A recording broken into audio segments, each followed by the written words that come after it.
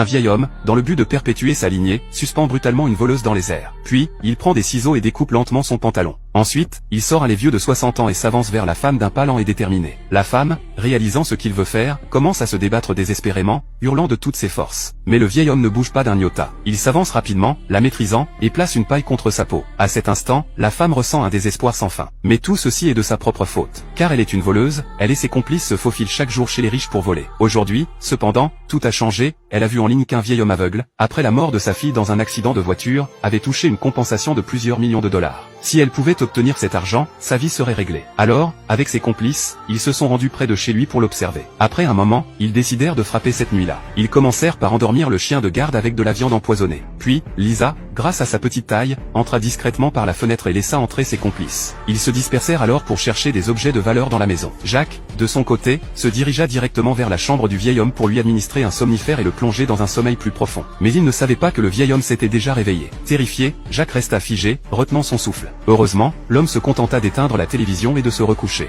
Jacques déposa précipitamment le somnifère et sortit lentement de la pièce. À ce moment-là, ils tombèrent sur une porte verrouillée. Jacques, furieux, sortit son pied de biche, mais en vain. Agacé, il prit son arme. Cette scène effraya ses complices, car entrer armé dans une maison signifiait qu'il risquait la mort à tout moment. Mais Jacques, sans se soucier des conséquences, tira et brisa la serrure. Effrayé, Paul se précipita dehors, préférant s'éclipser seul. Cependant, quand Jacques ouvrit la porte, il tomba face à face avec le vieil homme, qui se tenait dans l'embrasure. Les deux hommes furent figés de peur, ne faisant pas un bruit. Dans un éclair de génie, Jacques mentit, il prétendait être ivre et s'être trompé de chambre. Mais le vieil homme, en marchant sur la serrure brisée, comprit tout. Jacques, sachant qu'il ne pouvait plus mentir, commença à menacer l'homme. Ce dernier, entendant la menace, s'approcha lentement. Jacques, pris de panique, dégaina son arme, mais c'était trop tard. Le vieil homme avait déjà entendu et il s'était dévoilé. Le vieil homme attaqua soudainement, maîtrisant Jacques et l'interrogeant sur le nombre d'acolytes présents. Jacques, jetant un coup d'œil à Lisa, répondit qu'il était seul. Mais le vieil homme savait déjà la vérité. Lisa, pétrifiée, se coucha au sol, se réfugiant dans un placard à l'autre bout de la pièce. Le vieil homme s'approcha alors de la cachette de Lisa, mais il ne faisait que vérifier si l'argent de l'indemnisation était toujours là. Lisa, cachée dans l'ombre, observa, stupéfaite. Il cherchait de l'argent, et c'était ici que c'était caché. Mais l'attitude du vieil homme lui révéla aussi le code du coffre.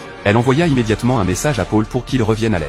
Cependant, Paul, en entrant, faillit se heurter à l'homme. Il réussit à se cacher à temps. Mais il fut horrifié en voyant le vieil homme verrouiller la porte et recouvrir les fenêtres de planches de bois. Paul retrouva Lisa et tenta d'appeler la police, mais elle l'arrêta. Elle ouvrit alors le coffre-fort, et sous le regard ébahi de Paul, elle plaça l'argent dans son sac. Mais au moment où il se préparait à fuir, la porte s'ouvrit brusquement.